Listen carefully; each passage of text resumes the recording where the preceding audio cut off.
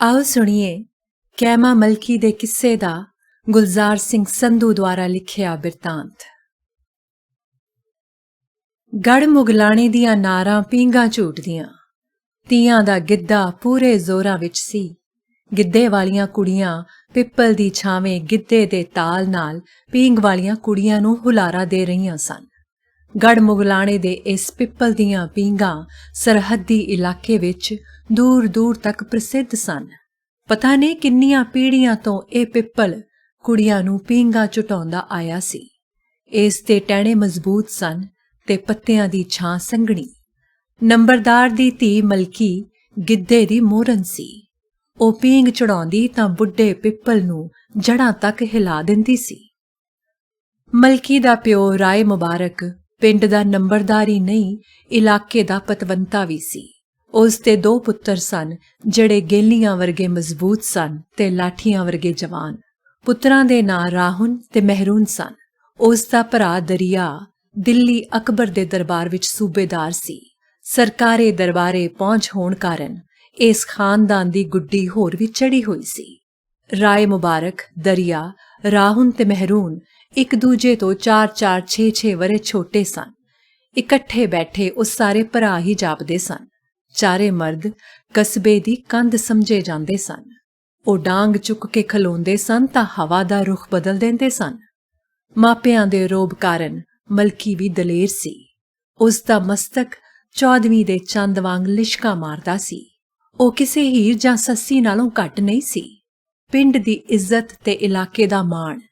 ਪਰ ਜਵਾਨ ਹੋਣ ਕਾਰਨ ਉਸ ਨੂੰ ਜਵਾਨੀ ਦੀਆਂ ਸ਼ੋਖੀਆਂ ਦਾ ਗਿਆਨ ਤਾਂ ਸੀ, ਪਰ ਇਸ ਦੀਆਂ ਉਦਾਸੀਆਂ ਦਾ ਨਹੀਂ। ਉਸ ਨੂੰ ਕਦੀ ਸੁਪਨਾ ਵੀ ਨਹੀਂ ਸੀ ਆਇਆ ਕਿ ਜਵਾਨੀ ਦੀ ਪੀਂਘ ਦੀ ਰੱਸੀ ਟੁੱਟ ਵੀ ਸਕਦੀ ਸੀ। ਇੱਥੋਂ ਤੱਕ ਕਿ ਪੀਂਘ ਵਾਲਾ ਟਹਿਣਾ ਹੀ ਟੁੱਟ ਕੇ ਭੋਏ ਉੱਤੇ ਢਹਿ ਸਕਦਾ ਸੀ। ਮਲਕੀ ਦੀ ਮਾਂ ਗੋਂਦਲਾ ਨੂੰ ਧੀ ਦੀ ਜਵਾਨੀ ਵੱਢ-ਵੱਢ ਕੇ ਖਾ ਰਹੀ ਸੀ। ਘਰ ਵਿੱਚ ਜਵਾਨ ਧੀ ਹੋਵੇ ਤਾਂ ਕਿਹੜੀ ਮਾਂ ਸੁੱਖ ਦੀ ਨੀਂਦਰ ਸੌਂ ਸਕਦੀ ਸੀ। ਕਿਸੇ ਨਿੱਕੀ ਜਿਹੀ ਗੱਲ ਨਾਲ ਮੁਗਲ ਕਬੀਲੇ ਦੀ ਇੱਜ਼ਤ ਮਿੱਟੀ ਵਿੱਚ ਰੁਲ ਸਕਦੀ ਸੀ। ਜਿੰਨੀ ਦੇਰ ਧੀ ਦੇ ਹੱਥ ਰੰਗ ਕੇ ਉਸ ਨੂੰ ਆਪਣੇ ਘਰ ਨਹੀਂ ਸੀ ਤੋਰਿਆ ਜਾਂਦਾ, ਮਾਂ ਦੇ ਕਾਲਜੇ ਠੰਡ ਨਹੀਂ ਸੀ ਪੈਂਦੀ। ਪਿਓ ਸੀ ਕਿ ਗੱਲ ਹੀ ਨਹੀਂ ਸੀ ਗੋਲਦਾ। ਉਸ ਨੂੰ ਆਪਣੀ ਧੀ ਹਾਲੀ ਕੱਲ ਦੀ ਬਾਲੜੀ ਜਾਪਦੀ ਸੀ। ਗੋਦਲਾਂ ਦੇ ਭਾ ਦੀ ਪਤਾ ਨਹੀਂ ਪਰਲੋ ਆਈ ਹੋਈ ਸੀ। ਜਵਾਨੀ ਹੀ ਤਾਂ ਸੀ, ਜਵਾਨੀ ਕਿਸ ਨੂੰ ਨਹੀਂ ਆਉਂਦੀ, ਉਹ ਸੋਚਦਾ। ਪਿਓ ਨੇ ਤੰਗ ਆ ਕੇ ਛੋਟੇ ਭਰਾ ਦਰਿਏ ਨੂੰ ਚਿੱਠੀ ਲਿਖਵਾ ਭੇਜੀ। ਮਲਕੀ ਉਸ ਦੀ ਵੀ ਓਨੀ ਹੀ ਧੀ ਸੀ ਜਿੰਨੀ ਰਾਏ ਮੁਬਾਰਕ ਦੀ। ਧੀ ਦੀ ਇੱਜ਼ਤ ਸਭ ਦੀ ਸਾਂਝੀ ਹੁੰਦੀ ਹੈ। ਦਰਿਆ ਸਰਕਾਰੇ ਦਰਬਾਰੇ ਕੋਈ ਯੋਗ ਵਰ ਲੱਭ ਸਕਦਾ ਸੀ। ਇਸ ਦਾ ਹੋਰ ਕੋਈ ਲਾਭ ਸੀ ਜਾਂ ਨਹੀਂ, ਮਲਕੀ ਦੀ ਮਾਂ ਆਪਣੇ ਘਰ ਵਾਲੇ ਨੂੰ ਕਹਿਣੋਂ ਹਟ ਗਈ ਸੀ। ਗੋਂਦਲਾ ਨੂੰ ਇਸ ਗੱਲ ਦੀ ਖੁਸ਼ੀ ਵੀ ਸੀ ਤੇ ਦੁੱਖ ਵੀ। ਖੁਸ਼ੀ ਇਹ ਕਿ ਉਸ ਦੀ ਧੀ ਦੇ ਵਰ ਦੀ ਭਾਲ ਹੋਣ ਲੱਗੀ ਸੀ, ਤੇ ਦੁੱਖ ਇਹ ਕਿ ਜੇ ਦਰਿਏ ਨੂੰ ਕੋਈ ਯੋਗ ਵਰ ਲੱਭ ਗਿਆ ਤਾਂ ਗੋਂਦਲਾ ਆਪਣੀ ਗੱਲ ਨਹੀਂ ਸੀ ਮਨਵਾ ਸਕਦੀ। ਗੱਲ ਇਹ ਸੀ ਕਿ ਗੋਂਦਲਾ ਦੀ ਰਿਸ਼ਤੇ ਵਿੱਚੋਂ ਇੱਕ ਭੈਣ ਲਾਲੋ ਸੀ, ਜਿਹੜੀ ਤਖਤ ਹਜ਼ਾਰੇ ਦੇ ਸਰਦਾਰ ਦੁਲਾਰੇ ਨੂੰ ਵਿਆਹੀ ਹੋਈ ਸੀ। ਲਾਲੋ ਦੇ ਜੇਠੇ ਪੁੱਤਰ ਦੇ ਜਨਮ ਸਮੇਂ ਗੋਂਦਲਾ ਭੈਣ ਦਾ ਜਣੇਪਾ ਕਟਵਾਉਣ ਤਖਤ ਹਜ਼ਾਰੇ ਗਈ ਹੋਈ ਸੀ। ਭੈਣ ਦੇ ਘਰ ਜਿਹੜਾ ਬਾਲ ਜੰਮਿਆ ਸੀ, ਉਸ ਦਾ ਤੇਜ ਸੂਰਜ ਨਾਲੋਂ ਵੀ ਵੱਧ ਸੀ। ਗੋਂਦਲਾ ਨੂੰ ਇਹ ਬਾਲਕ, ਜਿਸ ਦਾ ਨਾਂ ਕੈਮਾ ਰੱਖਿਆ ਗਿਆ, ਆਪਣੇ ਪੁੱਤਰਾਂ ਤੋਂ ਵੱਧ ਸੀ। ਸਹਿਨਸ਼ੀਲ ਸੀ, ਖਰੂਦ ਘੱਟ ਪਾਉਂਦਾ ਸੀ। ਗੋਂਦਲਾ ਦੀ ਸੂਝ ਅਨੁਸਾਰ ਕੈਮੇ ਨੇ ਠੰਡੇ ਸੁਭਾਅ ਵਾਲਾ ਪੁਰਖ ਬਣਨਾ ਸੀ। ਗੋਂਦਲਾ ਤੇਜ਼ ਮਿਜ਼ਾਜ ਪਰਿਵਾਰ ਤੋਂ ਤੰਗ ਆਈ ਹੋਈ ਸੀ। ਉਸਨੇ ਭੈਣ ਲਾਲੋ ਨੂੰ ਵਚਨ ਦਿੱਤਾ ਸੀ ਕਿ ਜੇ ਅੱਲਾ ਨੂੰ ਮਨਜ਼ੂਰ ਹੋਇਆ ਤਾਂ ਤਖਤ ਹਜ਼ਾਰੇ ਤੇ ਗੜ ਮੁਗਲਾਣੇ ਦੀ ਸਾਂਝ ਪੁਸ਼ਤੋ ਪੁਸ਼ਤ ਤੁਰਦੀ ਜਾਣੀ ਸੀ। ਅੱਲਾ ਦੀ ਮਨਜ਼ੂਰੀ ਤੋਂ ਉਸ ਦਾ ਭਾਵ ਉਸ ਦੀ ਆਪਣੀ ਕੁੱਖ ਦੇ ਹਰੀ ਹੋਣ ਤੋਂ ਸੀ। 2 ਪੁੱਤਰਾਂ ਦੇ ਜਨਮ ਤੋਂ ਪਿੱਛੋਂ ਉਸਨੇ ਪੀਰਾਂ ਤੋਂ ਧੀ ਦੀ ਮੰਗ ਮੰਗੀ ਸੀ ਤੇ ਪੀਰ ਨੇ ਕਦੀ ਕਿਸੇ ਨੂੰ ਨਿਰਾਸ਼ ਨਹੀਂ ਸੀ ਕੀਤਾ। ਉਸ ਦੀ ਧੀ ਜੰਮੀ ਤਾਂ ਉਹ ਕੈਮੇ ਨੂੰ ਹੀ ਵਿਆਹੇਗੀ। ਉਸਨੇ ਲਾਲੋ ਨੂੰ ਵਚਨ ਦਿੱਤਾ ਸੀ। ਕੈਮੇ ਦੇ ਪਿਓ ਜਾਂ ਗੋਂਦਲਾ ਦੇ ਪਤੀ ਨੂੰ ਇਸ ਵਿੱਚ ਕੀ ਇਤਰਾਜ਼ ਹੋ ਸਕਦਾ ਸੀ? ਇਤਰਾਜ਼ ਤਾਂ ਉਸਨੂੰ ਕੋਈ ਨਹੀਂ ਸੀ ਹੋ ਸਕਦਾ, ਪਰ ਗੋਂਦਲਾ ਆਪਣੇ ਪਤੀ ਦੇ ਕੱਬੇ ਸੁਭਾਅ ਤੋਂ ਵਾਕਫ ਸੀ। ਉਸ ਨੂੰ ਜਿਹੜੇ ਰਸਤੇ ਤੋਰੀਏ ਉਸ ਤੋਂ ਉਲਟ ਰਾਹ ਤੁਰਦਾ ਸੀ।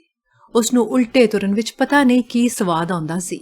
ਇਹੋ ਕਾਰਨ ਸੀ ਕਿ ਉਸ ਨੇ ਇਹ ਗੱਲ ਆਪਣੇ ਢਿੱਡ ਵਿੱਚ ਹੀ ਰੱਖੀ ਸੀ, ਜਿਸ ਦੀ ਉਹ ਮੌਕਾ ਆਉਣ ਤੇ ਵਰਤੋਂ ਕਰਨਾ ਚਾਹੁੰਦੀ ਸੀ। ਗੋਂਦਲਾ ਦਰਿਏ ਦੀ ਨਾ ਉਡੀਕਣ ਲੱਗੀ। ਦਰਿਏ ਦੀ ਨਾ ਆਉਣ ਤੇ ਉਹ ਆਪਣਾ ਸੁਝਾਅ ਸਹਿਜੇ ਹੀ ਮਨਵਾ ਸਕਦੀ ਸੀ, ਪਰ ਦਰਿਏ ਨੂੰ ਚਿੱਠੀ ਮਿਲਣ ਦੀ ਦੇਰ ਸੀ। ਉਹ ਮੰਜ਼ਲਾਂ ਮਾਰ ਮੁਗਲਾਣੇ ਪਹੁੰਚ ਗਿਆ। ਮਲਕੀ ਨੂੰ ਕੋਈ ਵਰਾਂ ਦਾ ਘਾਟਾ ਸੀ। ਉਹ ਇਸ ਜ਼ਿੰਮੇਵਾਰੀ ਨੂੰ ਨਿਭਾਉਣ ਲਈ ਉਤਾਵਲਾ ਨਜ਼ਰ ਆਉਂਦਾ ਸੀ। ਦਰਿਏ ਦੇ ਘਰ ਪਹੁੰਚਣ ਸਾਰ ਹੀ ਮਰਦਾਂ ਦੇ ਮਨ ਵਿੱਚ ਖੇੜਾ ਆ ਗਿਆ ਤੇ ਤੀਵੀਆਂ ਦੇ ਮਨ ਵਿੱਚ ਤਣਾਅ। ਪਤਾ ਨਹੀਂ ਹੁਣ ਕੀ ਹੋ ਜਾਣਾ ਸੀ। ਪਕਵਾਨ ਪਕਾਉਂਦੀ ਗੋਂਦਲਾਂ ਦੇ ਕੰਨ ਮਰਦਾਂ ਦੀ ਬੈਠਕ ਵੱਲ ਸਨ ਤੇ ਮਲਕੀ ਕੋਲੇ ਨਾਲ ਲੱਗੀ ਬੈਠੀ ਸੀ। ਦਰਿਏ ਨੇ ਰਾਏ ਮੁਬਾਰਕ ਨੂੰ ਪਤਾ ਨਹੀਂ ਕੀ ਕਿਹਾ ਕਿ ਸਾਰੇ ਘਰ ਵਿੱਚ ਚੁੱਪ ਵਰਤ ਗਈ, ਜਿਵੇਂ ਸੱਪ ਸੁੰਘ ਗਿਆ ਹੋਵੇ। ਵਾਯੂਮੰਡਲ ਤੋਂ ਪ੍ਰਤੱਖ ਸੀ ਕਿ ਦਰਿਏ ਦੀ ਤਜਵੀਜ਼ ਮੰਨੀ ਨਹੀਂ ਸੀ ਗਈ। ਇਸ ਗੱਲ ਦਾ ਗੋਂਦਲਾਂ ਨੂੰ ਵੀ ਚਾਨਣ ਹੋ ਗਿਆ ਸੀ ਤੇ ਮਲਕੀ ਨੂੰ ਵੀ। ਤਜਵੀਜ਼ ਕੀ ਸੀ ਇਹ ਕਿਸੇ ਨੂੰ ਕੁਝ ਨਹੀਂ ਸੀ ਪਤਾ, ਬਿਨਾਂ ਮਰਦਾਂ ਦੇ। ਮਰਦ ਦੁਖੀ ਸਨ ਕਿ ਦਰਿਏ ਨੂੰ ਕੀ ਹੋ ਗਿਆ ਸੀ।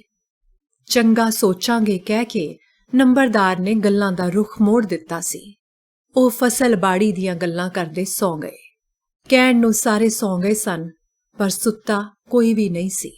ਦਰਿਏ ਨੂੰ ਇਸ ਗੱਲ ਦਾ ਦੁੱਖ ਸੀ ਕਿ ਭਰਾ ਨੇ ਉਸ ਦੀ ਗੱਲ ਨਹੀਂ ਸੀ ਮੰਨੀ, ਤੇ ਭਰਾ ਨੂੰ ਇਸ ਗੱਲ ਦਾ ਕਿ ਦਰਿਆ ਮਨਾਉਣ ਲੱਗਿਆ ਤਾਂ ਕਿਹੜੀ ਗੱਲ। ਭਤੀਜੇ ਵੀ ਪਿਓ ਦੇ ਨਾਲ ਸਨ। ਉਧਰ ਗੋਂਦਲਾਂ ਤੇ ਮਲਕੀ ਦਲਾਨ ਵਿੱਚ ਸੁੱਤੀਆਂ ਇੱਕ ਦੂਜੇ ਦੇ ਦਿਲ ਦੀ ਧੜਕਣ ਸੁਣ ਰਹੀਆਂ ਸਨ। ਇਸ ਗੱਲ ਦਾ ਮਾਵਾਂ ਧੀਆਂ ਨੂੰ ਨਿਸ਼ਚਾ ਸੀ ਕਿ ਦਰਿਏ ਦੀ ਗੱਲ ਮੰਨੀ ਨਹੀਂ ਸੀ ਗਈ, ਪਰ ਇਸ ਦੀ ਕਿਸੇ ਨੂੰ ਕੋਈ ਖਬਰ ਨਹੀਂ ਸੀ ਕਿ ਤਜਵੀਜ਼ ਕੀ ਸੀ ਤੇ ਉਸ ਦੇ ਨਾ ਮੰਨੇ ਜਾਣ ਪਿੱਛੋਂ ਹੁਣ ਕੀ ਹੋਣਾ ਸੀ। ਗੋਂਦਲਾਂ ਨੂੰ ਜਾਪਦਾ ਸੀ ਕਿ ਉਸ ਦਾ ਪਾਸਾ ਠੀਕ ਹੀ ਪਿਆ ਸੀ, ਪਰ ਜਦੋਂ ਤੱਕ ਪੂਰੀ ਗੱਲ ਖੁੱਲ੍ਹ ਨਹੀਂ ਸੀ ਜਾਂਦੀ, ਓਨਾ ਚਿਰ ਕੱਬੇ ਪਤੀ ਤੇ ਉਸ ਤੋਂ ਵੱਧ ਕੱਬੇ ਪੁੱਤਰਾਂ ਦਾ ਕੀ ਭਰੋਸਾ ਸੀ। ਮਲਕੀ ਦੇ ਮਨ ਵਿੱਚ ਜਿਹੜਾ ਨਕਸ਼ਾ ਗੋਂਦਲਾਂ ਨੇ ਕੈਮੇ ਦਾ ਖਿੱਚਿਆ ਸੀ, ਮਲਕੀ ਹੁਣ ਉਸ ਨੂੰ ਮਿਟਦਾ ਨਹੀਂ ਸੀ ਵੇਖ ਸਕਦੀ। ਕੁੜੀਆਂ ਨੂੰ ਭਰਾ ਖੜਕੇ ਦੜਕੇ ਵਾਲੇ ਹੀ ਚੰਗੇ ਲੱਗਦੇ ਹਨ, ਪਰ ਪਤੀ ਠੰਡੇ ਜਿਗਰੇ ਵਾਲਾ। ਉਹ ਕੈਮੇ ਦੇ ਘਰ ਅਮਨ ਚੈਨ ਨਾਲ ਰਹੇਗੀ, ਪ੍ਰੇਮ ਦੀ ਪੀਂਘ ਝੂਟੇਗੀ, ਮਲਕੀ ਸੋਚਦੀ। ਕੈਮਾ ਘਰਾਂ ਵਿੱਚੋਂ ਰਾਂਝੇ ਦਾ ਭਤੀਜਾ ਲੱਗਦਾ ਸੀ। ਰਾਂਝੇ ਦੀ ਗੱਲ ਹਾਲੀ ਤਾਜ਼ੀ ਸੀ, ਕੱਲ ਵਾਂਗ। ਰਾਂਝੇ ਦਾ ਭਤੀਜਾ ਹੋਣ ਦੇ ਨਾਤੇ ਕੈਮੇ ਦੇ ਨਾਂ ਨਾਲ ਇਸ਼ਕ ਦਾ ਇਤਿਹਾਸ ਜੁੜਿਆ ਹੋਇਆ ਸੀ। ਮਲਕੀ ਦੀ ਜਵਾਨ ਆਤਮਾ ਨੂੰ ਕੈਮੇ ਦਾ ਇਤਿਹਾਸਕ ਬਿੰਬ ਬੰਨੀ ਬੈਠਾ ਸੀ, ਜਿਵੇਂ ਉਸ ਦੇ ਸਿਰ ਵਿੱਚ ਟੂਣਾ ਹੋ ਚੁੱਕਾ ਹੋਵੇ। ਉਹ ਉਹਨਾਂ ਜੰਗਲ ਬੇਲਿਆਂ ਦੇ ਸੁਪਨੇ ਲੈ ਚੁੱਕੀ ਸੀ ਜਿਸ ਵਿੱਚ ਰਾਂਝਾ ਪਲ ਕੇ ਜਵਾਨ ਹੋਇਆ ਸੀ। ਕੈਮਾ ਰਾਂਝੇ ਦਾ ਰੂਪ ਨਾ ਸਹੀ, ਰਾਂਝੇ ਤੋਂ ਘੱਟ ਨਹੀਂ ਸੀ ਹੋ ਸਕਦਾ। ਮਾਂ ਨੇ ਵੀ ਦੱਸਿਆ ਸੀ ਕਿ ਸੁਭਾਅ ਦਾ ਠੰਡਾ ਸੀ ਤੇ ਇਰਾਦੇ ਦਾ ਪੱਕਾ।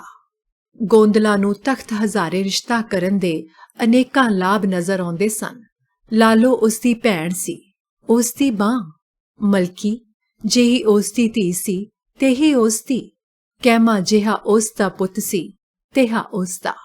ਖੂਨ ਖੂਨ ਹੀ ਹੁੰਦਾ ਹੈ ਤੇ ਪਾਣੀ ਪਾਣੀ, ਪਰ ਦਰਿਆ ਖੂਨ ਨੂੰ ਪਾਣੀ ਤੇ ਪਾਣੀ ਨੂੰ ਖੂਨ ਕਰਨ ਉੱਤੇ ਤੁਲਿਆ ਹੋਇਆ ਸੀ।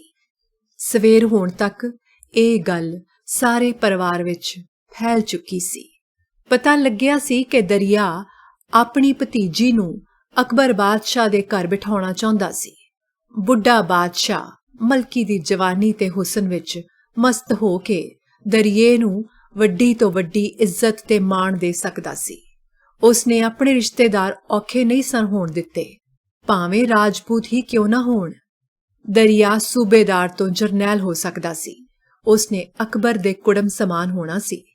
ਕੋਈ ਕੁੜਮ ਨੂੰ ਵੀ ਆਪਣੇ ਤੋਂ ਛੋਟੇ ਸਥਾਨ ਉੱਤੇ ਰੱਖਦਾ ਹੈ। ਦਰਿਆ ਜਰਨੈਲ ਹੋਣ ਦੇ ਸੁਪਨੇ ਚੁੱਕੀ ਫਿਰਦਾ ਸੀ। ਬਾਦਸ਼ਾਹ ਦੇ ਇਹ ਗੱਲ ਭਾਵੇਂ ਚਿੱਤ ਚੇਤੇ ਵੀ ਨਾ ਹੋਵੇ, ਪਰ ਦਰਿਆ ਬਾਦਸ਼ਾਹ ਦੀ ਕਮਜ਼ੋਰੀ ਤੋਂ ਜਾਣੂ ਸੀ। ਇੱਕ ਵਾਰੀ ਭਰਾ ਦੇ ਮੰਨਣ ਦੀ ਦੇਰ ਸੀ। ਦਰਿਏ ਲਈ ਰਾਜ ਦਰਬਾਰ ਦੇ ਸਾਰੇ ਬੂਹੇ ਖੁੱਲ੍ਹ ਜਾਣੇ ਸਨ।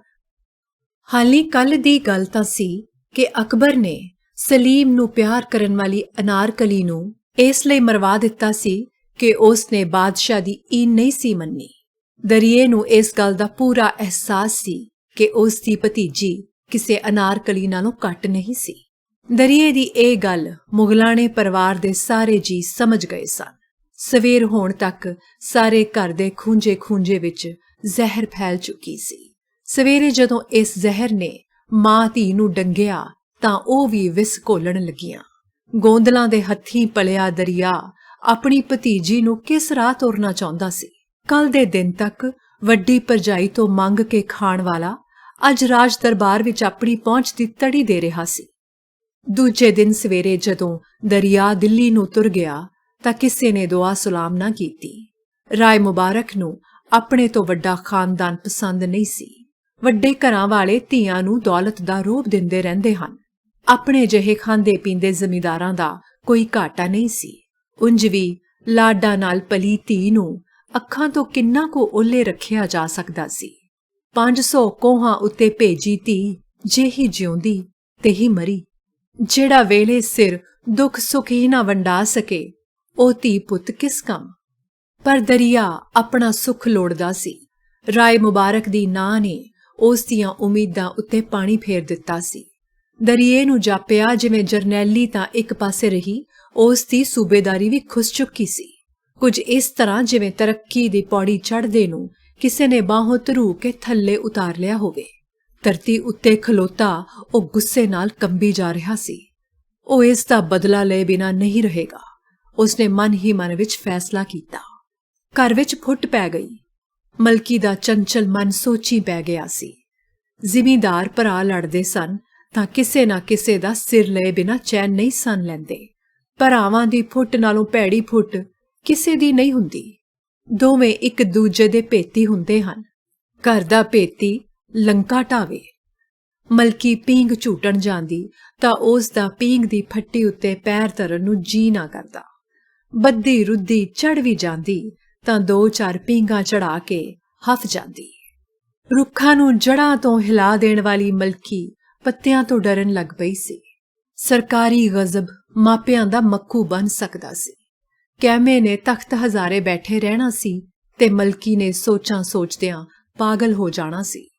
ਜਦ ਮਨ ਹੀ ਮੌਜ ਨਹੀਂ ਸੀ ਮੰਗਦਾ ਤਾਂ ਤਨ ਨੂੰ ਕੀ ਕਰਦੀ।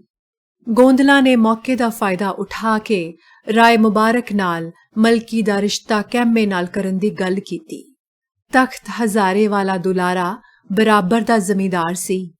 ਸਾਂਢੂ ਕੁੜਮ ਬਣਨ ਦਾ ਹੱਕਦਾਰ ਸੀ ਤੇ ਸਾਲੀ ਲਾਲੋ ਵੀ ਠਰੰਮੇ ਵਾਲੀ ਸੀ। ਬਹੁਤ ਘੱਟ ਆਉਣੀ ਜਾਣੀ ਹੋਣ ਦੇ ਬਾਵਜੂਦ ਰਾਏ ਮੁਬਾਰਕ ਉੱਤੇ ਤਖਤ ਹਜ਼ਾਰੇ ਵਾਲਿਆਂ ਦੇ ਸੁਭਾਅ ਦਾ ਅਸਰ ਸੀ। ਜਦੋਂ ਵੀ ਇਕੱਠਿਆਂ ਸ਼ਿਕਾਰ ਖੇਡਿਆ ਸੀ ਵਾਵਾ ਨਿਭੀ ਸੀ। ਬੰਦਾ ਤਾਂ 5 ਮਿੰਟਾਂ ਵਿੱਚ ਪਛਾਣਿਆ ਜਾਂਦਾ ਹੈ। ਰਾਏ ਮੁਬਾਰਕ ਨੂੰ ਇਹ ਰਿਸ਼ਤਾ ਚਿੱਤੇ ਹੀ ਨਹੀਂ ਸੀ। ਜੇ ਹੁੰਦਾ ਤਾਂ ਉਹ ਦਰਿਏ ਦਾ ਇੰਨਾ ਅਹਿਸਾਨ ਕਿਉਂ ਲੈਂਦਾ। ਧੀ ਵੀ ਸੌਖੀ ਵਸਦੀ ਤੇ ਭਰਾਵਾਂ ਵਿੱਚ ਵੀ ਫੁੱਟ ਨਾ ਪੈਂਦੀ। ਹੁਣ ਉਸ ਨੂੰ ਆਪਣੇ ਆਪ ਉੱਤੇ ਗੁੱਸਾ ਆ ਰਿਹਾ ਸੀ। ਗੋਂਦਲਾਂ ਨੂੰ ਵੀ ਇਸ ਗੱਲ ਦਾ ਦੁੱਖ ਸੀ ਕਿ ਉਸ ਨੇ ਇਹ ਗੱਲ ਇਸ ਤੋਂ ਪਹਿਲਾਂ ਹੀ ਘਰ ਵਿੱਚ ਕਿਉਂ ਨਹੀਂ ਸੀ ਕੀਤੀ। ਰਾਏ ਮੁਬਾਰਕ ਤੋਂ ਡਰਦਿਆਂ ਉਸ ਨੇ ਇੰਨੀ ਗੱਲ ਹਾਲੀ ਵੀ ਦਬਾਈ ਰੱਖੀ ਸੀ ਕਿ ਉਸ ਨੇ ਲਾਲੋ ਭੈਣ ਨਾਲ ਇਹ ਵਚਨ ਬਹੁਤ ਪਹਿਲਾਂ ਹੀ ਕੀਤਾ ਹੋਇਆ ਸੀ। ਕੈਮੇ ਨਾਲ ਰਿਸ਼ਤੇ ਦੀ ਗੱਲ ਤੁਰਨ ਉੱਤੇ ਘਰ ਦੇ ਸਾਰੇ ਜੀ ਖੁਸ਼ ਸਨ। ਬਰਾਬਰ ਦਾ ਖਾਨਦਾਨ ਸੀ। ਬੇਭਰੋਸਗੀ ਦੀ ਤੱਤੀ ਲੋਹ ਦੀ ਥਾਂ ਭਰੋਸੇ ਦੀ ਠੰਡੀ ਵਾਹ ਵਗ ਪਈ ਸੀ। ਮਲਕੀ ਦੇ ਮਨ ਵਿੱਚ ਕੈਮੇ ਦੀ ਮੂਰਤ ਦਿਨੋਂ ਦਿਨ ਨਿਖਰਦੀ ਆ ਰਹੀ ਸੀ। ਕੈਮਾ ਜਿਉਂ-ਜਿਉਂ ਉਸ ਦੇ ਮਨ ਵਿੱਚ ਜਗ੍ਹਾ ਬਣਾ ਰਿਹਾ ਸੀ, ਮਲਕੀ ਨੂੰ ਅਲੀ ਜਾਂ ਅਕਬਰ ਉੱਤੇ ਗੁੱਸਾ ਆ ਰਿਹਾ ਸੀ। ਭਾਵੇਂ ਦਰਿਏ ਦੀ ਤਜਵੀਜ਼ ਉਸ ਦੀ ਆਪਣੀ ਹੀ ਕਾਢ ਸੀ, ਪਰ ਮਲਕੀ ਨੂੰ ਬੁੱਢੇ ਬਾਦਸ਼ਾਹ ਨਾਲ ਆਪਣੇ ਨਾਂ ਦਾ ਪਲ ਛਿਣ ਲਈ ਜੁੜਨਾ ਵੀ ਪਰਵਾਹ ਨਹੀਂ ਸੀ। ਉਸ ਦਾ ਬਾਦਸ਼ਾਹ ਨਾਲ ਜਾਂ ਬਾਦਸ਼ਾਹ ਦਾ ਉਸ ਨਾਲ ਵਾਸਤਾ ਹੀ ਕੀ ਸੀ। 2 ਤਸਵੀਰਾਂ ਉਸ ਦੀਆਂ ਅੱਖਾਂ ਅੱਗੇ ਘੁੰਮਦੀਆਂ ਰਹਿੰਦੀਆਂ, ਹੁਸਨ ਦਾ ਦੇਵਤਾ ਕੈਮਾ ਤੇ ਬੁੱਢਾ ਅਕਬਰ। ਕੈਮੇ ਨਾਲ ਮੰਗਣੀ ਤੋਂ ਪਿੱਛੋਂ ਮਲਕੀ ਦੇ ਹੁਸਨ ਦੀਆਂ ਧੁੰਮਾਂ ਤਖਤ ਹਜ਼ਾਰੇ ਵੀ ਪੈ ਗਈਆਂ ਸਨ। ਗੜ ਮੁਗਲਾਣੇ ਦੀ ਹਸੀਨਾ ਨੂੰ ਪ੍ਰਾਪਤ ਕਰਨ ਦਾ ਸ਼ੌਕ ਕੈਮੇ ਦੇ ਮਨ ਵਿੱਚ ਦਿਨੋਂ ਦਿਨ ਵੱਧਦਾ ਜਾ ਰਿਹਾ ਸੀ।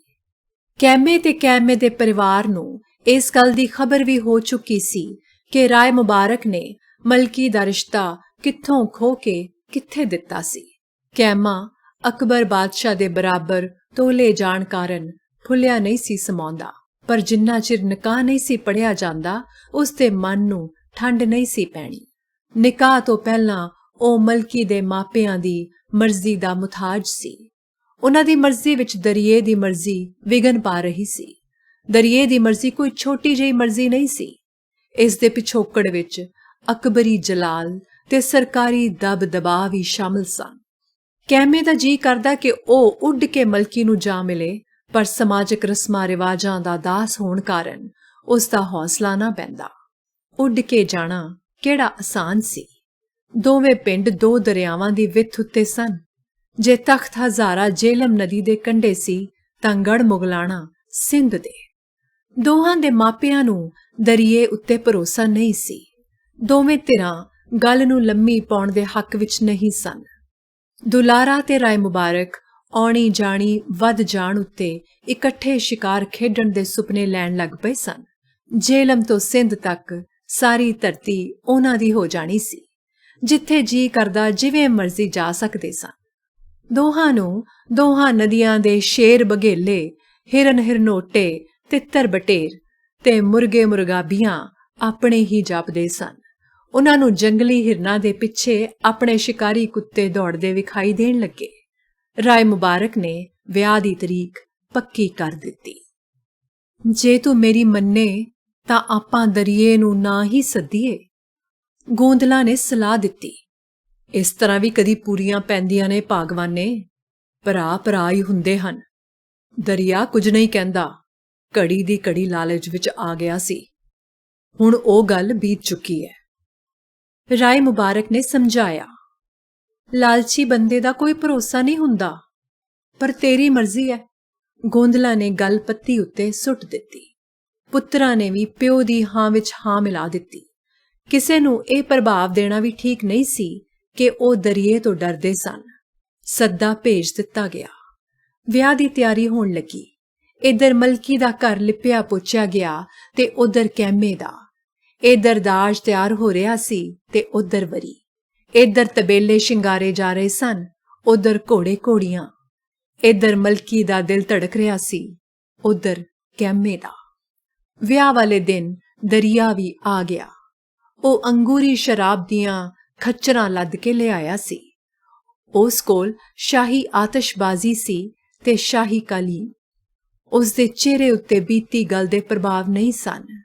ਧੀ ਧਿਆਣੀ ਸਭ ਦੀ ਸਾਂਝੀ ਹੁੰਦੀ ਹੈ। ਧੀ ਦਾ ਦੋਖੀ ਨਰਕ ਵਿੱਚ ਜਾਂਦਾ ਹੈ। ਨਿਕਾਹ ਵਾਲੀ ਰਾਤ ਗੜ ਮੁਗਲਾਣੇ ਦੇ ਨੰਬਰਦਾਰ ਦੇ ਘਰ ਜਾਮ ਛਣਕ ਰਹੇ ਸਨ। ਬਜ਼ੁਰਗਾਂ ਦੀ ਢਾਣੀ ਹਵੇਲੀ ਵਿੱਚ ਦਾਰੂ ਪੀ ਰਹੀ ਸੀ ਤੇ ਕੁੜੀਆਂ ਨਵੇਂ ਬਣੇ ਜੀਜੇ ਨੂੰ ਘਰ ਵਿੱਚ ਘੇਰੀ ਬੈਠੀਆਂ ਸਨ। ਛੰਦ ਸੁਣੇ ਜਾ ਰਹੇ ਸਨ। ਸੱਸ ਆਪਣੇ ਜਵਾਈ ਨੂੰ ਸਾਬਤ ਲੱਡੂ ਖਾਣ ਲਈ ਮਜਬੂਰ ਕਰ ਰਹੀ ਸੀ। ਸਾਲੀਆਂ ਛੇੜ-ਛਾੜ ਵਿੱਚ ਮਸਤ ਸਨ। ਨਿਕਾਹ ਹੋ ਚੁੱਕਾ ਸੀ। ਕਹਿਮਾ ਮਲਕੀ ਇੱਕ ਦੂਜੇ ਦੇ ਹੋ ਚੁੱਕੇ ਸਨ। ਕਿਸੇ ਨੂੰ ਕਿਸੇ ਗੱਲ ਦਾ ਖੌਫ ਨਹੀਂ ਸੀ ਰਿਹਾ।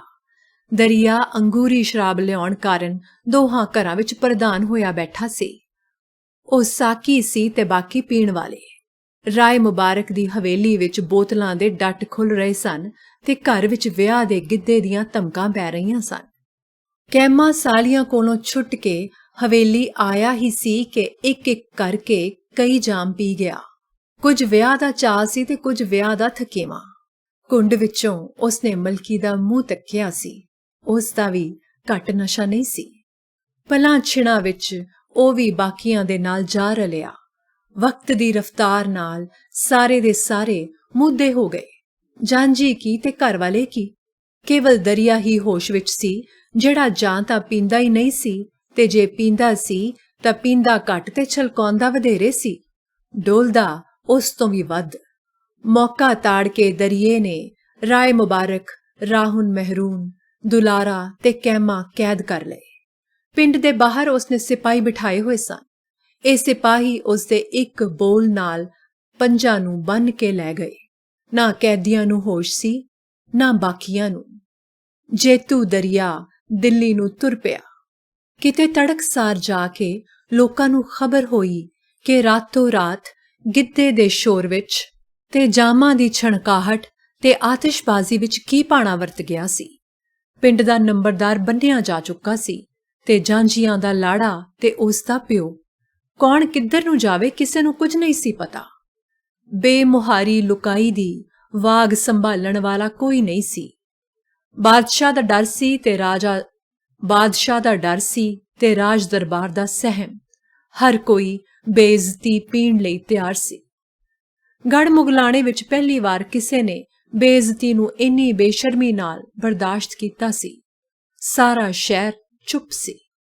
ਤਖ਼ਤ ਹਜ਼ਾਰੇ ਦੇ ਗਿਣੇ ਚੁਣੇ ਜਾਂਝੀ ਕੀ ਕਰ ਸਕਦੇ ਸਨ? ਕਿਸੇ ਨੂੰ ਕੀ ਪਤਾ ਸੀ ਕਿ ਦਰਿਏ ਕੋਲ ਕਿੰਨੀ ਕੁ ਫੌਜ ਸੀ।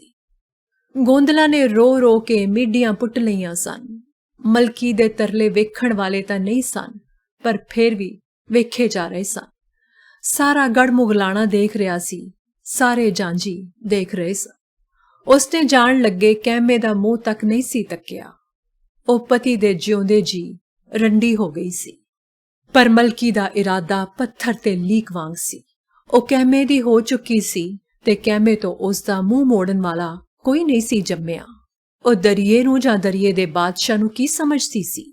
ਜਿਹੜਾ ਕੰਮ ਬਾਹਾਂ ਦੀ ਸ਼ਕਤੀ ਨਾਲ ਨਹੀਂ ਸੀ ਹੋ ਸਕਦਾ, ਉਹ ਅਕਲ ਨਾਲ ਹੋ ਸਕਦਾ ਸੀ। ਉਹ ਸਾਧਣੀ ਹੋ ਕੇ ਕਹਿਮੇ ਦੀ ਭਾਲ ਵਿੱਚ ਨਿਕਲ ਤੁਰੀ। ਪ੍ਰੇਮੀ ਨੂੰ ਪਾਉਣ ਲਈ ਉਸਨੇ ਰਾਂਝੇ ਵਾਲਾ ਠੂਠਾ ਚੁੱਕ ਲਿਆ। ਘਰੋਂ ਤੁਰਨ ਲੱਗਿਆਂ ਉਸਨੇ ਮਾਂ ਨੂੰ ਵੀ ਨਹੀਂ ਸੀ ਦੱਸਿਆ। ਉਸਨੂੰ ਡਰ ਸੀ ਕਿ ਉਸਦੀ ਮਾਂ ਆਪਣੀ ਧੀ ਨੂੰ ਇਸ ਬਿਖੜੇ ਪੈਂਡੇ ਤੁਰਨ ਤੋਂ ਵਰਜ ਦੇਵੇਗੀ। ਉਸਦਾ ਫੈਸਲਾ ਅਟਲ ਸੀ। ਦਰਿਏ ਦਾ ਲਾਹੋ ਲਸ਼ਕਰ ਕਾਫੀ ਵੱਡਾ ਸੀ। ਬੇੜੀਆਂ ਨਾਲ ਜਕੜੇ ਹੋਣ ਦੇ ਬਾਵਜੂਦ ਇਕੱਲੇ ਕੈਦੀ ਦੇ ਨਾਲ 3 ਸਿਪਾਹੀ ਸਨ। ਮਲਕੀ ਨੂੰ ਇਹ ਖਬਰਾਂ ਆਉਣ ਵਾਲੇ ਯਾਤਰੀਆਂ ਤੋਂ ਮਿਲਦੀਆਂ ਸਨ। ਮਲਕੀ ਦੇ ਪਿਓ ਤੇ ਭਰਾਵਾਂ ਦੇ ਬੱਬਰਾਂ ਜਿਹੇ ਮੂੰਹ ਤੇ ਕਹਿਮੇ ਦੀ ਮਨਮੋਹਣੀ ਸੂਰਤ ਇਕੱਲੇ ਯਾਤਰੂ ਦੇ ਮਨ ਵਿੱਚ ਵਸੀ ਹੋਈ ਸੀ। ਮਲਕੀ ਨੂੰ ਇੰਨੀ ਗੱਲ ਦਾ ਹੀ ਬੜਾ ਆਸਰਾ ਸੀ ਕਿ ਉਹ ਸਾਰੇ ਦੇ ਸਾਰੇ ਜਿਉਂਦੇ ਸਨ।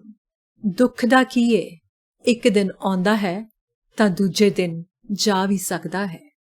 ਮਲਕੀ ਦੇ ਪੈਰ ਬਿਆਈਆਂ ਨਾਲ ਪਾਟ ਗਏ ਸਨ।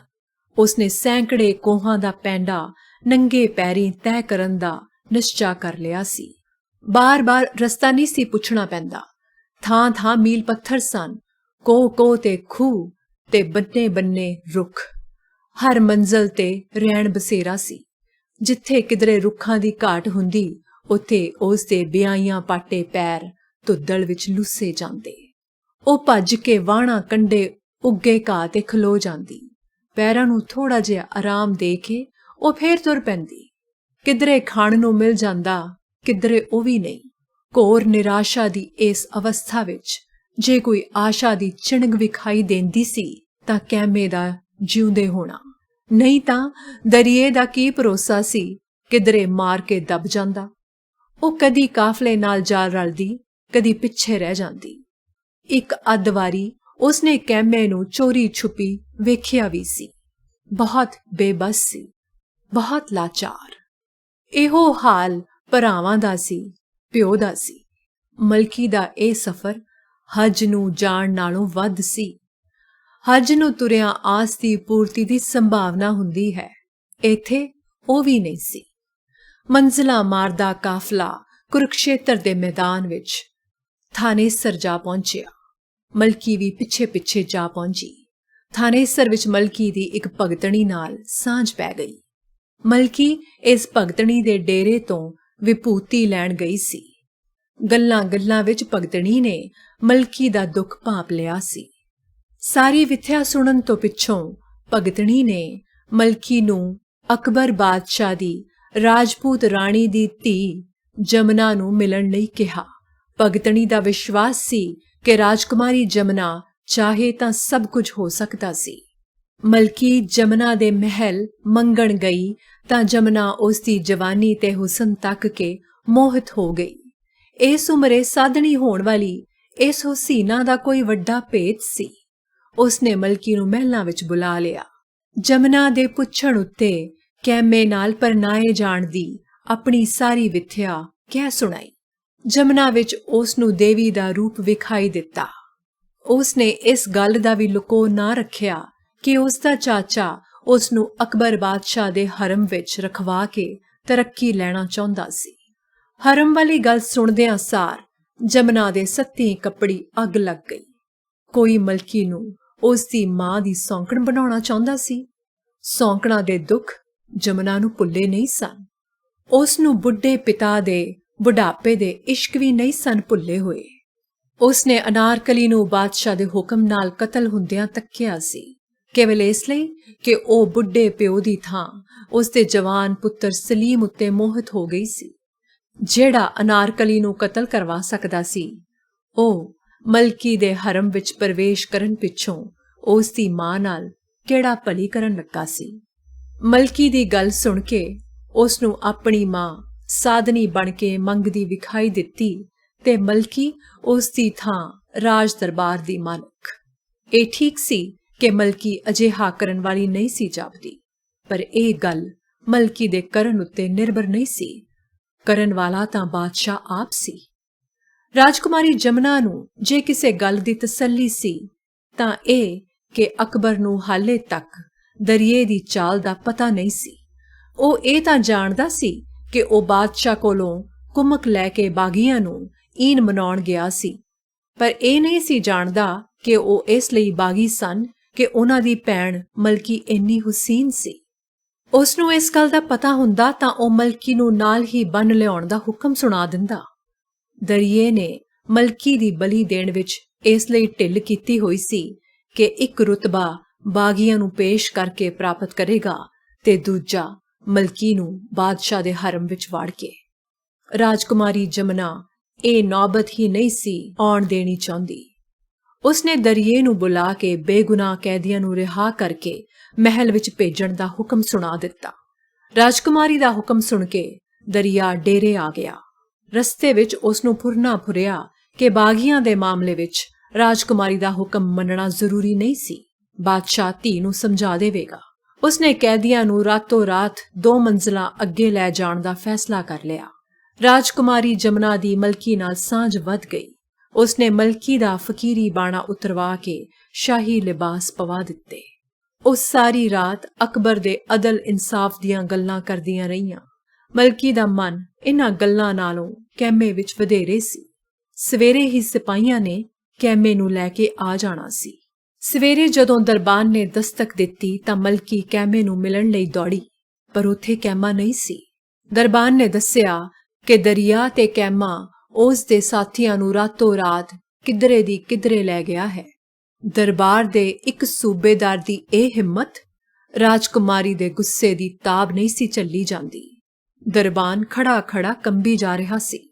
ਜਮਨਾ ਦਿੱਲੀ ਨੂੰ ਜਾਣ ਲਈ ਤਿਆਰ ਹੋ ਗਈ। ਉਸਨੇ ਮਲਕੀ ਨੂੰ ਵੀ ਨਾਲ ਹੀ ਲੈ ਲਿਆ। ਸਾਰਾ ਰਾਹ ਉਹ ਇਹੋ ਸੋਚਦੀ ਗਈ ਕਿ ਬੁੱਢੇ ਬਾਦਸ਼ਾਹ ਨੂੰ ਇਹ ਘਟਨਾ ਕਿਸ ਰੂਪ ਵਿੱਚ ਦੱਸਣੀ ਹੈ। ਦਿੱਲੀ ਪਹੁੰਚ ਕੇ ਮਲਕੀ ਨੂੰ ਮੂੰਹ ਖੋਲਣ ਦੀ ਜਾਂ ਬਾਦਸ਼ਾਹ ਦੇ ਸਾਹਮਣੇ ਹੋਣ ਦੀ ਇਜਾਜ਼ਤ ਨਹੀਂ ਸੀ। ਇਹ ਕੰਮ ਰਾਜਕੁਮਾਰੀ ਜਮਨਾ ਦਾ ਸੀ। ਉਸ ਦੀ ਇੱਜ਼ਤ ਦਾ ਸਵਾਲ ਸੀ। ਰਾਜਕੁਮਾਰੀ ਸਭ ਤੋਂ ਪਹਿਲਾਂ ਆਪਣੀ ਮਾਂ ਨੂੰ ਮਿਲੀ। ਉਸਨੇ ਆਪਣੀ ਮਾਂ ਨੂੰ ਉਹ ਨੱਡੀ ਵੀ ਦਿਖਾਈ ਜਿਹੜੀ ਕਿਸੇ ਦਿਨ ਉਸ ਦੀ ਸੌਂਕਣ ਬਣ ਸਕਦੀ ਸੀ। ਉਸਨੇ ਦਰਿਏ ਦੀ ਚਾਲ ਮਾਂ ਨੂੰ ਖੋਲ ਕੇ ਸਮਝਾਈ। ਰਾਣੀ ਤੇ ਰਾਜਕੁਮਾਰੀ ਨੇ ਇਹ ਵੀ ਫੈਸਲਾ ਕੀਤਾ ਕਿ ਉਹ ਬਾਦਸ਼ਾਹ ਨੂੰ ਮਲਕੀ ਦੇ ਰਿਸ਼ਤੇ ਵਾਲੀ ਗੱਲ ਦੀ ਸੂਹ ਦਿੱਤੇ ਬਿਨਾਂ ਹੀ ਦਰਿਏ ਦਾ ਖਾਤਮਾ ਕਰਵਾਉਣਗੀਆਂ। ਬੁੱਢੀ ਮਾਂ ਦੇ ਦਿਲ ਉੱਤੇ ਮੂੰਗ ਦਲੀ ਜਾ ਰਹੀ ਸੀ। ਬਾਦਸ਼ਾਹ ਦੀ ਖੁੱਲ੍ਹ ਦਿਲੀ ਕਾਰਨ ਉਸਨੇ ਸੁੱਖ ਵੀ ਲਏ ਸਨ ਤੇ ਦੁੱਖ ਵੀ ਘੱਟ ਨਹੀਂ ਸਨ ਸਹੇ। ਉਸ ਨੂੰ ਉਹ ਘੜੀਆਂ ਭੁੱਲੀਆਂ ਨਹੀਂ ਸਨ ਜਦੋਂ ਕਿਸੇ ਜਵਾਨੀ ਤੇ ਮਸਤ ਹੋ ਕੇ ਬਾਦਸ਼ਾਹ ਸਾਰੀ ਰਾਤ ਜ਼ਰੂਰੀ ਕੰਮਾਂ ਦੇ ਬਹਾਨੇ ਰਾਣੀ ਦੇ ਮਹਿਲ ਵਿੱਚ ਵਾਪਸ ਨਹੀਂ ਸੀ ਆਉਂਦਾ। ਉਸ ਨੂੰ ਬਾਦਸ਼ਾਹ ਦੇ ਉਹਨਾਂ ਜ਼ਰੂਰੀ ਕੰਮਾਂ ਦਾ ਪਤਾ ਸੀ ਜਿਨ੍ਹਾਂ ਦੇ ਬਹਾਨੇ ਉਹ ਰਾਤ ਭਰ ਬਾਹਰ ਗੁਜ਼ਾਰ ਦਿੰਦਾ ਸੀ। ਦਾਸੀਆਂ ਕੋਲੋਂ ਕਿਹੜੀ ਗੱਲ ਗੁੱਝੀ ਰਹਿੰਦੀ ਸੀ। ਦਾਸੀਆਂ ਰਾਣੀ ਕੋਲੋਂ ਕਿਹੜੀ ਗੱਲ ਦਾ ਲੁਕੋ ਰੱਖ ਸਕਦੀਆਂ ਸਨ। ਰਾਣੀ ਨੂੰ ਇਸ ਗੱਲ ਦਾ ਵੀ ਪੂਰਨ ਅਹਿਸਾਸ ਸੀ ਕਿ ਉਸ ਦੇ ਬੁੱਢੀ ਹੋਣ ਨਾਲ ਬਾਦਸ਼ਾਹ ਦੇ ਇਹਨਾਂ ਕੰਮਾਂ ਵਿੱਚ ਵਾਧਾ ਹੋ ਗਿਆ ਸੀ। ਉਹ ਆਪਣੇ ਦੁੱਖਾਂ ਵਿੱਚ ਹੋਰ ਵਾਧਾ ਕਰਨ ਲਈ ਤਿਆਰ ਨਹੀਂ ਸੀ। ਉਸ ਦੀ ਬਣਨ ਵਾਲੀ ਸੌਂਕਣ ਉਸ ਦੇ ਸਾਹਮਣੇ ਬੈਠੀ ਸੀ, ਜਿਹੜੀ ਉਸ ਦੀ ਧੀ ਨਾਲੋਂ ਵੀ ਛੋਟੀ ਸੀ। ਦਰਿਆ ਉਸ ਨੂੰ ਜ਼ਹਿਰ ਵਿਖਾਈ ਦੇਣ ਲੱਗਿਆ। ਉਹ ਉਸ ਦਾ ਬੀਜ ਨਾਸ ਕਰਵਾ ਕੇ ਹਟੇਗੀ। ਰਾਣੀ ਨੇ ਫੈਸਲਾ ਕਰ ਲਿਆ। ਬਾਦਸ਼ਾਹ ਦੇ ਮਹਿਲ ਵਿੱਚ ਪ੍ਰਵੇਸ਼ ਕਰਨ ਦਾ ਵਕਤ ਹੋਇਆ ਤਾਂ ਰਾਣੀ ਨੇ ਹੁਕਮ ਅਨੁਸਾਰ ਮਹਿਲ ਦੇ ਸਾਰੇ ਦੀਵੇ ਗੁੱਲ ਕਰ ਦਿੱਤੇ। ਸਮਾਧਾਨ ਤੋੜ ਦਿੱਤੇ ਗਏ। ਰਾਣੀ ਨੇ ਆਪਣਾ ਹਾਰ ਸ਼ਿੰਗਾਰ ਲਾ ਕੇ ਸੁੱਟ ਦਿੱਤਾ ਸੀ। ਬਾਦਸ਼ਾਹ ਦੇ ਆਉਂਦੇ ਨੂੰ ਉਹ ਖਣਪੱਟੀ ਲੈ ਕੇ ਲੇਟੀ ਹੋਈ ਸੀ। ਬਾਦਸ਼ਾਹ ਇਹ ਦੇਖ ਕੇ ਹੈਰਾਨ ਪਰੇਸ਼ਾਨ ਰਹਿ ਗਿਆ। ਅੱਜ ਤਾਂ ਉਸਨੇ ਕੋਈ ਅਜਿਹਾ ਕੰਮ ਨਹੀਂ ਸੀ ਕੀਤਾ ਜਿਸ ਦਾ ਰਾਣੀ ਨੂੰ ਗਿਲਾ ਹੁੰਦਾ। ਇਹ ਗੱਲ ਉਸ ਦਾ ਮਨ ਜਾਣਦਾ ਸੀ। ਉਂਝ ਵੀ ਉਸ ਦੇ ਵਿਆਹੁਤਾ ਜੀਵਨ ਵਿੱਚ ਅੱਜ ਪਹਿਲਾ ਮੌਕਾ ਸੀ ਕਿ ਉਸ ਦੀ ਇਸ ਮਲਕਾ ਨੇ ਕਿਸੇ ਗੱਲ ਦਾ ਗੁੱਸਾ ਜ਼ਾਹਰ ਕੀਤਾ ਸੀ। ਅੱਜ ਤੱਕ ਉਸਨੇ ਕਦੀ ਕੋਈ ਹਿਰਖ ਜ਼ਾਹਰ ਨਹੀਂ ਸੀ ਹੋਣ ਦਿੱਤਾ। ਅੱਜ ਇਹੋ ਜਿਹੀ ਕਿਹੜੀ ਗੱਲ ਹੋ ਗਈ ਸੀ? ਬਾਦਸ਼ਾਹ ਪਰੇਸ਼ਾਨ ਸੀ। ਬਾਦਸ਼ਾਹ ਆਪਣੀ ਰਾਣੀ ਦੇ ਅੱਗੇ ਝੁਕ ਗਿਆ। ਬਾਦਸ਼ਾਹ ਨੂੰ ਝੁਕਿਆ ਵੇਖ ਕੇ ਰਾਣੀ ਨੇ ਰਾਏ ਮੁਬਾਰਕ ਤੇ ਉਸ ਦੇ ਸਾਥੀਆਂ ਨੂੰ ਰਿਹਾ ਕਰਨ ਦੀ ਮੰਗ ਕੀਤੀ। ਬਾਗੀਆਂ ਨੂੰ ਛੱਡਣਾ ਇਕੱਲੇ ਬਾਦਸ਼ਾਹ ਦੇ ਹੱਥ ਵੱਸ ਨਹੀਂ ਸੀ। ਇਹ ਫੈਸਲਾ ਦੀਵਾਨ ਸਜਾ ਕੇ ਹੀ ਕੀਤਾ ਜਾ ਸਕਦਾ ਸੀ। ਬਾਗੀ ਤੇ ਜਾਸੂਸ ਦੇਸ਼ ਦੇ ਦੁਸ਼ਮਣ ਸਨ। ਬਾਗੀ ਨੂੰ ਰਿਹਾ ਕਰਨ ਲਈ ਦਲੀਲ ਦੀ ਲੋੜ ਸੀ। ਰਾਣੀ ਕੋਲ ਇਸ ਦੀ ਕੋਈ ਦਲੀਲ ਨਹੀਂ ਸੀ। ਜੇ ਦਰਿਆ ਆਪਣੇ ਭਰਾ ਨੂੰ ਬਾਗੀ ਕਹਿ ਰਿਹਾ ਸੀ ਤਾਂ ਇਸ ਨੂੰ ਗਲਤ ਕਿਵੇਂ ਸਾਬਤ ਕੀਤਾ ਜਾ ਸਕਦਾ ਸੀ? ਫੈਸਲਾ ਨਾਜ਼ੁਕ ਸੀ। ਬਾਦਸ਼ਾਹ ਅਕਬਰ ਦਾ ਇਨਸਾਫ ਸਾਰੇ ਜੱਗ ਵਿੱਚ ਪ੍ਰਸਿੱਧ ਸੀ। ਉਹ ਬਿਨਾਂ ਕਾਰਨ ਕਿਸੇ ਨੂੰ ਫਾਂਸੀ ਦਾ ਹੁਕਮ ਕਿਵੇਂ ਦੇ ਸਕਦਾ ਸੀ? ਪਰ ਦਰਿਏ ਦੀ ਮਲਕੀ ਨੂੰ ਬਾਦਸ਼ਾਹ ਦੇ ਹਰਮ ਵਿੱਚ ਪਹੁੰਚਾਉਣ ਵਾਲੀ ਦਲੀਲ ਦੇਣਾ ਤਾਂ ਆਪਣੇ ਪੈਰ ਆਪ ਕੁਹਾੜਾ ਮਾਰਨ ਵਾਲੀ ਗੱਲ ਸੀ। ਬਾਦਸ਼ਾਹ ਮਲਕੀ ਉੱਤੇ ਮੋਹਿਤ ਹੋ ਸਕਦਾ ਸੀ। ਰਾਣੀ ਨੇ ਆਪਣਾ ਦੁੱਖ ਆਪਣੇ ਜ਼ਾਤ ਭਾਈ ਬੀਰਬਲ ਨੂੰ ਦੱਸਿਆ। ਬੀਰਬਲ ਕੋਲ ਕਿਹੜੀ ਗੁੰਝਲ ਦਾ ਹੱਲ ਨਹੀਂ ਸੀ। ਉਸਨੇ ਸਮਝਾਇਆ ਕਿ ਜੱਟਾਂ ਜ਼ਿਮੀਂਦਾਰਾਂ ਵਿੱਚ ਭਰਾਵਾਂ ਦੇ ਕਤਲ ਆਮ ਸਨ। ਸਭ ਜਾਇਦਾਦ ਦੀ ਖਾਤਰ ਹੁੰਦਾ ਸੀ। ਦਰਿਏ ਦਾ ਆਪਣੇ ਨੰਬਰਦਾਰ ਭਰਾ ਰਾਏ ਮੁਬਾਰਕ ਨੂੰ ਬਾਗੀ ਸਿੱਧ ਕਰਨਾ ਇਹੋ ਜਿਹੀ ਹੀ ਚਾਲ ਹੋ ਸਕਦੀ ਸੀ। ਰਾਏ ਮੁਬਾਰਕ ਤੇ ਉਸ ਦੇ ਵਾਰਸਾਂ ਦੀ ਮੌਤ ਪਿੱਛੋਂ ਉਹਨਾਂ ਦੀ ਜਾਇਦਾਦ ਤੇ ਪਿੰਡ ਦੀ ਨੰਬਰਦਾਰੀ ਦਰਿਏ ਨੂੰ ਹੀ ਮਿਲਣੀ ਸੀ। ਇੰਨੀ ਕਮੀਨੀ ਸੋਚ ਵਾਲੇ ਦਰਿਏ ਨੂੰ ਫਾਂਸੀ ਦੇਣੀ ਲਾਜ਼ਮੀ ਸੀ ਤੇ ਕੈਮੇ ਤੇ ਉਸ ਦੇ ਸਾਥੀਆਂ ਨੂੰ ਛੱਡਣਾ ਕੁਦਰਤੀ। ਬਾਦਸ਼ਾਹ ਨੂੰ ਹੋਰ ਵਧੇਰੇ ਦਲੀਲ ਦੀ ਲੋੜ ਨਹੀਂ ਸੀ। ਉਸਨੇ ਫੈਸਲਾ ਸੁਣਾ ਦਿੱਤਾ। ਦਰਿਏ ਨੂੰ ਫਾਂਸੀ ਲਾਉਣ ਤੋਂ ਪਹਿਲਾਂ ਉਸ ਦੀ ਆਖਰੀ ਖਾਹਿਸ਼ ਪੁੱਛੀ ਗਈ, ਪਰ ਦਰਿਏ ਦੀਆਂ ਸਭ ਖਾਹਿਸ਼ਾਂ ਮਰ ਚੁੱਕੀਆਂ ਸਨ। ਉੱਚੀ ਪਦਵੀ ਤੇ ਬਦਲੇ ਦੀ ਭਾਵਨਾ ਨੇ ਜਿਹੜਾ ਉਸ ਦੇ ਦਿਮਾਗ ਵਿੱਚ ਫਤੂਰ ਪੈਦਾ ਕੀਤਾ ਸੀ, ਉਹ ਟਿਕਾਣੇ ਆ ਰਿਹਾ ਸੀ। ਉਸ ਦੀ ਆਖਰੀ ਖਾਹਿਸ਼ ਕੀ ਹੋ ਸਕਦੀ ਸੀ? ਉਸਨੇ ਕੈਮੇ ਤੇ ਮਲਕੀ ਨੂੰ ਬੁਲਾ ਕੇ ਮਲਕੀ ਦਾ ਹੱਥ ਕੈਮੇ ਦੇ ਹੱਥ ਵਿੱਚ ਦੇ ਦਿੱਤਾ। ਇਹ ਵੇਖ ਰਾਏ ਮੁਬਾਰਕ ਤੇ ਬਾਕੀ ਪਰਿਵਾਰ ਦੀਆਂ ਅੱਖਾਂ ਵਿੱਚ ਪਾਣੀ ਆ ਗਿਆ। ਦਰਿਏ ਦੀਆਂ ਅੱਖਾਂ ਵਿੱਚੋਂ ਵੀ ਹੰਝੂ ਵਗ ਤੁਰੇ। ਵੱਡੇ ਭਰਾ ਤੋਂ ਖਿਮਾ ਮੰਗ ਕੇ ਉਹ ਫਾਂਸੀ ਦੇ ਤਖਤੇ ਉੱਤੇ ਜਾ ਚੜ੍ਹਿਆ। ਵਗਦੇ ਪਾਣੀਆਂ ਦੀ ਸ਼ਾਂਤੀ ਅਤੇ ਦਰਿਏ ਦੇ ਅੰਤਮ ਸਮੇਂ ਦੇ ਪਛਤਾਵੇ ਨੇ ਉਹਨਾਂ ਨੂੰ ਇੱਕ ਦੂਜੇ ਦੇ ਹੋਰ ਵੀ ਨੇੜੇ ਲੈ ਆਉਂਦਾ ਸੀ।